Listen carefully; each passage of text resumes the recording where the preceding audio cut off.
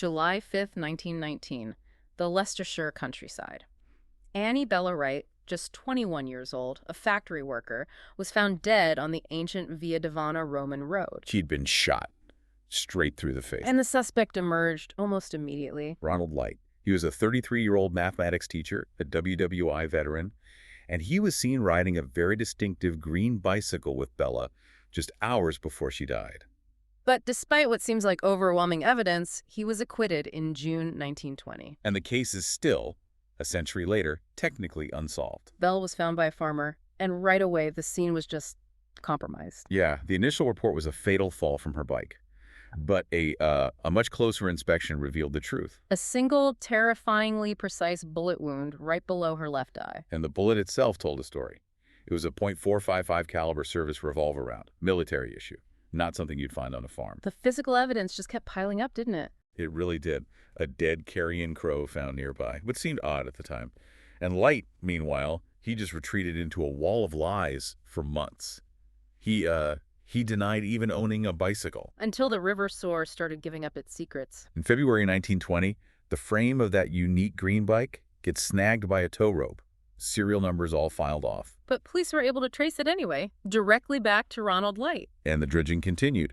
They then found an army holster and .455 ammunition. The same caliber. An exact match to the murder bullet. And yet he walked free. His defense, led by, the greatest lawyer of the era, cooked up this incredible theory. The rook rifle. That Bella was killed by a stray ricocheting bullet from someone shooting birds far away. And the jury, they bought it. They accepted the doubt. But what's truly haunting is what happened after the acquittal. A police note hidden for decades surfaces. It claims Light confessed. He said, "I did shoot her, but it's an accident." But double jeopardy meant he couldn't be retried. The truth came out too late. And there was more. Critical testimony that the jury never heard.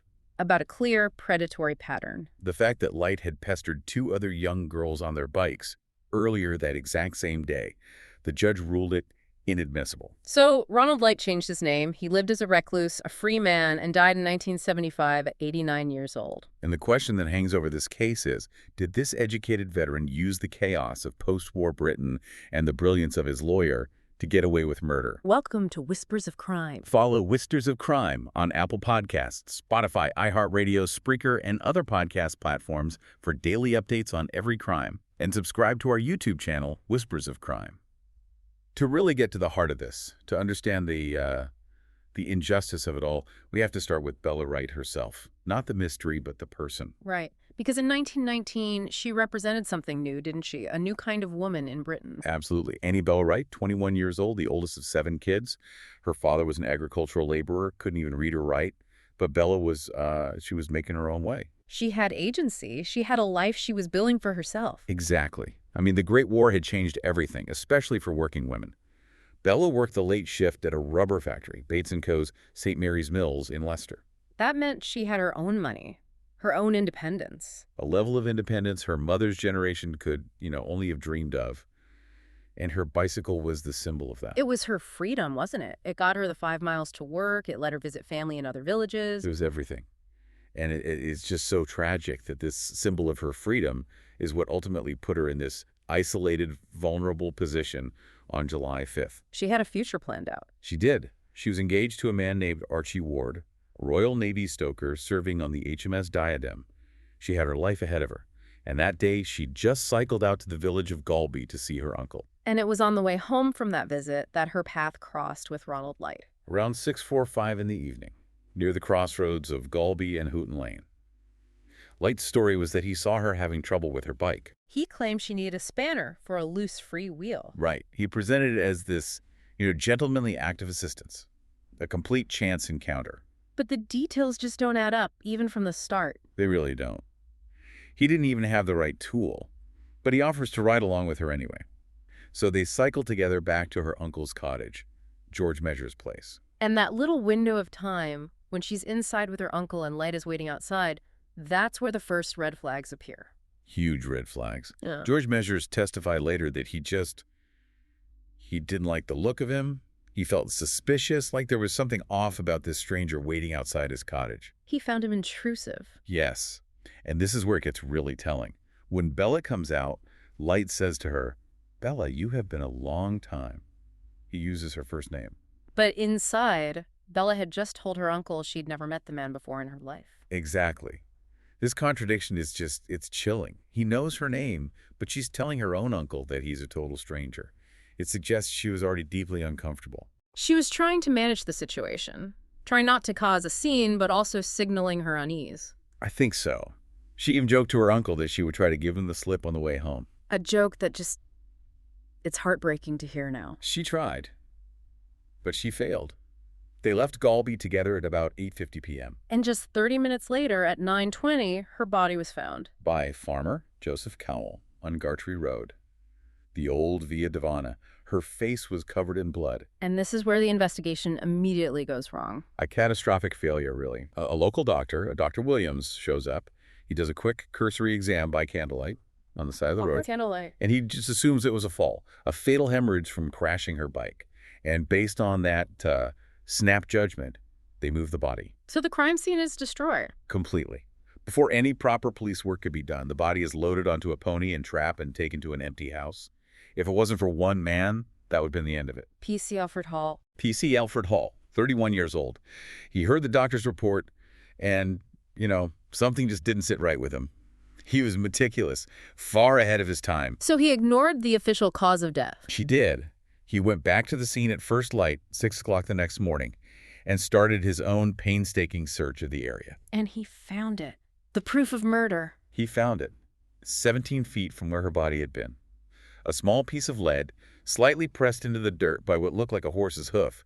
It was a .455 caliber bullet. And that one discovery changes everything. Instantly. It's no longer an accident. It's a homicide. So he goes straight to the house where they're holding Bella's body. What does he do? He gently washes the dried blood from her face. And there it is. A single, small entry wound right under her left eye. So the postmortem confirmed it. It did. A single bullet, fired from about 6 or 7 feet away, that entered below her eye and exited out the back of her skull. And P.C. Hall's diligence also recorded the details that would, ironically, be used to set her killer free. It's the great tragedy of his good work. He noted everything. Blood smears on the top bar of a field gate. And most importantly, a dead carrion crow in the field right next to the road. Just 2 small details. 2 mundane facts that he recorded because he's a good officer. But they became the entire foundation for Ronald Light's acquittal. So once the police knew this was a murder and that the killer was a man on a green bicycle with access to a military revolver, the focus snapped right onto Ronald Light. He was the only person of interest. And on paper, you could see how he might have looked respectable. 33 years old, a mathematics teacher, son of a wealthy civil engineer. He looked the part. But when you scratch the surface, his history is just. It's a cascade of warning signs. Deep, deep instability. And this wasn't just post-war trauma. This goes way back. All the way back to his school days. He was expelled from Oakham School in 1902.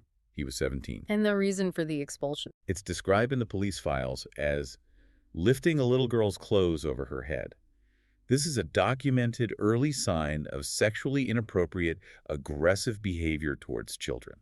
And that wasn't an isolated incident. Not even close. There are other reports. Improper conduct with an 8-year-old girl. Questionable behavior with a 15-year-old while he was recovering in a hospital. It's a consistent, deeply concerning pattern. A pattern of targeting young women and girls in situations where he has some sort of power or they're unsupervised. Precisely. And his professional life was just as chaotic. It points to something more than just misconduct. It suggests a real volatility. He was fired from the Midland Railway in 1914. Yes, and not just fired. He was suspected of arson. He was also accused of setting fire to haystacks at a farm. He even did a short stint in a mental asylum back in 1909 after another arson accusation. So this is a picture of a very disturbed man. A deeply disturbed man. And then the war comes along and provides, a convenient explanation for all of it. Shell shock. Tell me about his military service. He was an officer in the Royal Engineers, but not for long. He relinquished his commission in 1916. His commanding officer basically said he wasn't officer material. So he re-enlisted as a regular soldier? As a gunner, yes. Only to be court-martialed in 1917 for forging his move orders. He comes back to Leicester in January 1919, officially diagnosed with severe shell shock and partial deafness. And that diagnosis becomes his shield. And a few months later, he reads about the murder of Bella Wright in the Leicester Mercury. He knows the police are looking for him, and he says nothing. For 7 months, complete silence. His excuse later was that he didn't want to worry his sick mother. Which is just, it's incredibly weak. It's self-serving. The police are making public appeals for the man on the green bicycle to come forward, and he stays hidden. He denies knowing Bella, denies even owning a green bicycle. Let's talk about that bike. Why was it so easy to identify? Well, beyond the color, it was a very specific model, a folding BSA gents model. Birmingham Small Arms made high-quality bikes. But the key detail was the coaster brake. What's a coaster brake? It's where you brake by pedaling backwards. It was not common in Britain in 1919. It was more of an American feature. So that combination green BSA coaster brake made it very memorable. And a local repairman remembered it. He did. A man named Harry Cox. He came forward and said he'd worked on that exact bike. He described the owner as a man with a Cockney accent who said he was going for a ride in the country that day. And still, Light says nothing. Instead of cooperating, he does the opposite. He escalates his deception into deliberate destruction of evidence. This happens months later, right? In October. October 1919, 3 months after the murder. This isn't panic. This is cold, calculated concealment. He goes up to his attic, gets the bike, and he methodically files off the serial numbers from the frame. He even files off the brand name. The BSA name on the front fork, gone. The seat lug number, gone. He wanted to make that bicycle a ghost. And then he takes it to the river Soar. Dismantles it piece by piece and throws it off the Upperton Road bridge into the river. And this entire act, this methodical destruction, was actually witnessed. A laborer, Samuel Holland, walking to his night shift. He didn't know what the man was throwing in, but he saw him doing it. And that testimony later becomes crucial proof of Light's guilty conscience. So for 7 months, the case is cold. The police have nothing but a description until February 1920. Right. And it all came down to a stroke of luck on the River Soar. Barge. Enoch Whitehouse. His tow rope snags on something metal at the bottom of the river. He pulls it up, and it's the rusted frame of the green bicycle. That's the breakthrough. And the police start dredging immediately. They do. Now, Light had filed off the external serial numbers, but he missed something. How are they able to trace it? This is just brilliant old-fashioned police work. They found what they called a ghost number on the inside of the front fork, a faint impression left by the stamping process. And that was enough. It was enough. They traced that number back to the shop, Orton Brothers, in Derby, and their records showed the bike was sold to one Ronald Light in May 1910. They had him. So he's arrested on March 4th, 1920. Yep, at Dean Close School in Cheltenham, where he was teaching. But the dredging of the river wasn't done, and 2 weeks later, they found the most damning evidence yet. The holster and the bullets. An Army pistol holster, which they could prove was issued to Light, and a dozen live .455 caliber bullets. And those bullets were a perfect match for the one found next to Bella's body. The caliber, yes. Yeah. And this is so important. We're talking about a .455 Webley service cartridge. This is a big, heavy military round. It's the standard issue for the British Army service revolver. Now, the defense later tried to muddy the waters with this idea of a rook rifle. Can you explain why that's just scientifically impossible? It's completely absurd. A .455 bullet is massive. Yeah. It's heavy, it's slow, and it's designed to have incredible stopping power at close range. Think of it like a small cannonball. And a rook rifle. A rook rifle is for shooting small pests, like crows. It fires a tiny, light, high-velocity bullet like a .22. Suggesting a .455 bullet came from a rook rifle is like saying a truck tire came off a bicycle. They are fundamentally different things. So it's a completely different class of weapon. Totally. And the bullet they found was identified as a military round. It was even slightly modified in a way that soldiers sometimes did. It screamed military origin, which pointed straight back to the ex-officer Ronald Light. So when he's confronted with the holster, the bullets, the bike, how does Light explain this? He comes up with a story that is just plausible enough for a sympathetic jury. He admits it's all his. The bike, the holster, the ammo. He admits it. Yes, but he claims he lost the actual Webley revolver at a casualty clearing station in France in 1918. He said he kept the holster and the dozen live, heavy military bullets as souvenirs. Souvenirs? That he then panics and throws in a river. Exactly. The story is full of holes. But it was designed to do one thing: disconnect him from the actual murder weapon. He admits to the foolishness of the cover-up, but he denies the crime itself. He's just a panicked, traumatized veteran, you see. So we have the physical evidence, the bike, the holster, the bullets. We have the cover-up. But for a jury, that's all circumstantial. They need a motive. Right. And the real tragedy here is that the police had the motive. They had clear evidence of Light's predatory behavior, but the jury was never allowed to hear it. This is just the most frustrating part of the whole case. It really is. The prosecution wanted to argue that this wasn't a chance encounter with Bella. They believed Light was out there that day looking for a target. And they had witnesses to prove it. 2 young girls, Muriel Nunny, who was 14, and Valerie Caven, who was 12. What happened to them? About 3 hours before Light met Bella, around 4 p.m. in the same area, they testified that he, on his green bicycle, had aggressively pestered them. What does pestered mean in this context? He was repeatedly approaching them, trying to stop them, trying to engage them on a remote country road. When you put that alongside his expulsion from school for lifting a girl's dress, his history with other young girls, it's a clear, terrifying pattern. And what was Light's response to this accusation? Just a flat denial. They were lying. That's all he said. But his real defense was a legal one. And this is where the judge comes in, Judge Horridge. Exactly. The defense argued that this testimony was what's called propensity evidence. You can't introduce evidence of a defendant's past bad acts just to show that he's the type of person who would commit the crime he's on trial for. So it's seen as prejudicial. It could poison the jury against him, regardless of the facts of the actual murder case. That's the principle, yes. And Judge Horridge agreed. He ruled that the testimony of Muriel Nunny and Valerie Caven was inadmissible. He said it wasn't directly part of the murder itself and would only serve to prejudice the jury. So a legally sound decision, perhaps, but one with devastating consequences for the case. It completely gutted the prosecution's case for motive. It changed the entire story the jury heard. It preserved Light's image as this, educated, shell-shocked veteran who just had some bad luck. Instead of the reality. Which is a man with a documented history of predatory behavior towards young women, who spent the afternoon trying to isolate a lone female cyclist. If the jury had heard that, the idea of a chance encounter would have just disintegrated. So if you put it all together, his history, pestering the girls, Bella trying to give him the slip, the close-range shot, what's the most likely motive? The predatory pattern theory is the strongest. Light was armed and looking for an opportunity. He finds Bella. She becomes suspicious and tries to get away from him. He likely makes an unwanted advance or maybe tries to physically stop her from leaving. And she would have fought back. She was a strong, independent woman. She would have resisted. And in that moment of rejection or rage, to silence her, he pulls out the revolver. So the exclusion of that evidence wasn't a minor point. It was everything. It was the whole ball game. It turned a potential crime of passion or rage into a motiveless random act. And that vacuum of motive is exactly what his brilliant defender, Marshall Hall, was about to exploit.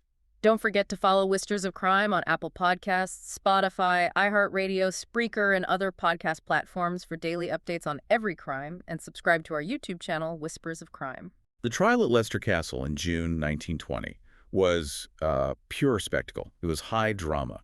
On one side, you had the prosecution with this mountain of circumstantial evidence. And on the other side, the defense had Sir Edward Marshall Hall, the great defender. He was a celebrity barrister, famous for taking on seemingly impossible cases and winning them through, well, sheer force of personality and dramatic flair. He knew how to play to a jury's emotions. He was a master of it. And he understood the mood of post-WWI Britain perfectly. He knew that putting a decorated, shell-shocked veteran in the dock would create a huge amount of public sympathy. It was a big risk to put Light himself on the stand, wasn't it? A massive risk. Yeah. But it worked. Light came across as calm, educated, articulate. He admitted to all the foolish things, the lies, ditching the bite, but he framed it all as the panicked reaction of a traumatized man terrified of being falsely accused. Not the actions of a killer. Exactly. He was cross-examined for 5 hours straight, and he never broke.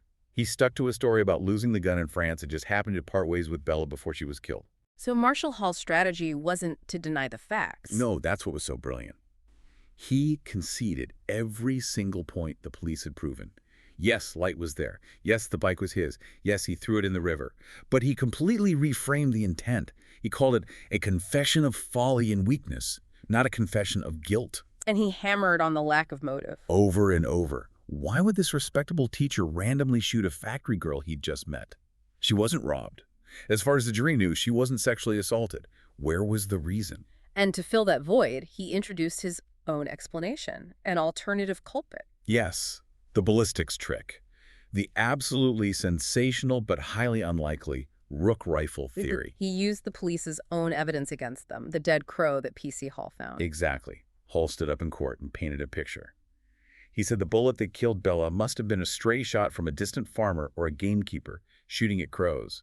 He even called a gunsmith who testified that a ricochet was possible. And he argued the wound itself was proof. He did.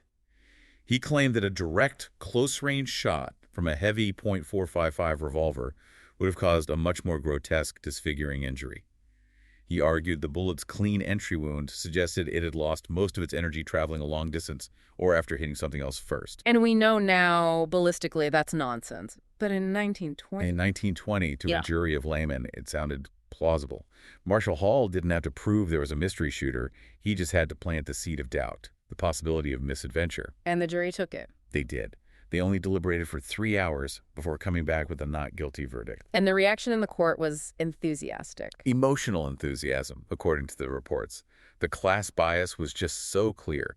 The press called Light the engineer, teacher, and ex-army officer, while Bella was the simple factory girl. The sympathetic veteran versus the working-class victim. It was a story the jury wanted to believe. They saw a man who could have been their son, their brother, their husband, broken by the war. Marshall Hall gave them an excuse to let him go, and they grabbed it with both hands. The acquittal should have been the final word. But for Ronald Light, the story was far from over. And in the police archives, a bombshell was waiting. The secret confession. The Bowley note. This is, it's just a stunning postscript to the whole affair. So what happened? Light goes back to the police station after he's been found not guilty. Right, to collect his things. His bike parts, the holster, the ammunition. And while he's there, he has a quiet conversation with Superintendent Levi Bowley. And in that conversation, he confesses. He allegedly asks Bowley to promise that what he says won't be used against him, and then he admits it. The note, typed up by Bowley, quotes Light as saying, "I did shoot her, but it was an accident. I was showing her the gun, and it went off." Devastating. It confirms everything. He was the shooter, he had the gun he claimed to have lost in France, and it completely demolishes the Rook rifle defense. But the police could do nothing. Absolutely nothing. Accused of double jeopardy. The principle is absolute. You cannot be tried for the same crime twice. Light had been acquitted of murder. Even with a confession to, at the very least, manslaughter, the case was closed. Legally, it was over. So this note, this admission of guilt, was just filed away, hidden for decades. It had to be. Yeah. But it fits perfectly with the evidence. He was armed. He was trying to show off, maybe intimidate her with his war souvenir. A struggle ensues, or it just goes off. He panics, and the elaborate cover-up begins. So Ronald Light is a free man. What did he do the rest of his life? He tried to vanish. In December 1920, just a few months after the trial, he was fined for trying to check into a hotel under a fake name, Leonard Estelle. He realized he couldn't just disappear. So he did the next best thing. He officially changed his name to Ronald Lester. The irony. He names himself after the very place he committed the crime. It's incredible, isn't it? Yeah. He marries a widow in 1934, Lillian Lester. He builds a new life. And he keeps his secret so well that his own stepdaughter never knew about the trial until after he was dead. He lived to be 89 years old. Died in 1975. He got to live for 55 years after his acquittal, never once publicly admitting what he'd done. And what about Bella Wright? She was buried in an unmarked grave in Stoughton Churchyard. Almost forgotten. It was only later that a public fundraising campaign paid for a proper memorial stone for her. The whole case is it's a perfect storm of failure. It is. The limits of 1920s forensics, a brilliant but manipulative legal defense, and a judicial ruling that withheld the key to the motive from the jury. Ronald Light wasn't acquitted because he was innocent. He was acquitted because Sir Edward Marshall Hall convinced 12 people that there was just enough doubt to let a sympathetic veteran walk free. So when you look at it all, it's just an overwhelming case. You have the meticulous police work of P.C. Hall, you have the bike, the military holster, the .455 ammunition. You have a documented history of predatory behavior that was kept from the jury, and you have a post-acquittal confession that it was an accident. Everything points to Ronald Light. The only thing missing was proof of murderous intent and the actual gun. And that's what it all comes down to, that missing Webley revolver. He swore he lost it in France, but he just happened to keep the holster and the exact type of bullets that killed Bella as souvenirs. It's incredible to think that those very items, the holster and the bullets, were actually sold at auction in 1987. Tangible pieces of the crime just out there. Which leads to one final thought. Do you believe that if police had searched just a little harder in that river, or if they'd had something like modern metal detectors back in 1920, they might have found the murder weapon. If they had found that Webley revolver and proved it fired the fatal shot, it would have ended more than a century of doubt over the tragic death of Annie Bella Wright. Don't forget to follow Whispers of Crime on Apple Podcasts, Spotify, iHeartRadio, Spreaker, and other podcast platforms for daily updates on every crime, and subscribe to our YouTube channel, Whispers of Crime. Like, share this episode with others who might have information about this case and help. Also, comment your suggestions below. Drop your positive review and rating. Remember to check out other UK historical cold case we have previously released. If you have any further information regarding the case of Bella Wright, please contact the Leicestershire Police Historical Case Unit.